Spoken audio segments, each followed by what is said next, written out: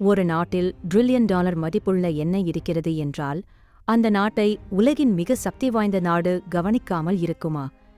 வெனிசுவேலாவிடம் உலகிலேயே மிக அதிகமான நிரூபிக்கப்பட்ட எண்ணெய் களஞ்சியம் உள்ளது. சவூதி அரேபியாவை விட கூட அதிகம்.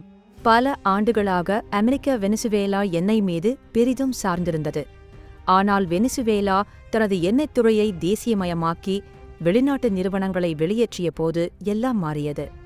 அதற்கு பிறகு அமெரிக்கா கடும் பொருளாதார தடைகளை விதித்தது, சொத்துக்களை முடக்கம் செய்தது, எண்ணெய் ஏற்றுமதியை தடுத்தது, முழு பொருளாதாரத்தையே நசுக்கியது. அதிகாரப்பூர்வ காரணம் ஜனநாயகமும் மனித உரிமைகளும். ஆனால் விமர்சகர்கள் சொல்வது வேற. எண்ணெயை கட்டுப்படுத்தினால் சக்தியையும் கட்டுப்படுத்தலாம். வெனிசுவேலா சீனா மற்றும் ரஷ்யாவுடன் நெருங்கிய உறவை ஏற்படுத்தியது. இது லத்தீன் அமெரிக்காவில் நூற்றாண்டுகளாக அமெரிக்கா வைத்திருந்த ஆதிக்கத்துக்கு சவாலாக மாறியது. அதனால் வெனிசுவேலா ஒரு நாட்டு பிரச்சனை மட்டுமல்ல, அது எண்ணெய், அதிகாரம், உலக ஆதிக்கத்துக்கான போர்க்களம். இது வெனிசுவேலாவை பற்றியது மட்டுமல்ல, உலகத்தின் எதிர்காலத்தை யார் கட்டுப்படுத்தப் போகிறார்கள் என்பதைத்தான் இது தீர்மானிக்கிறது.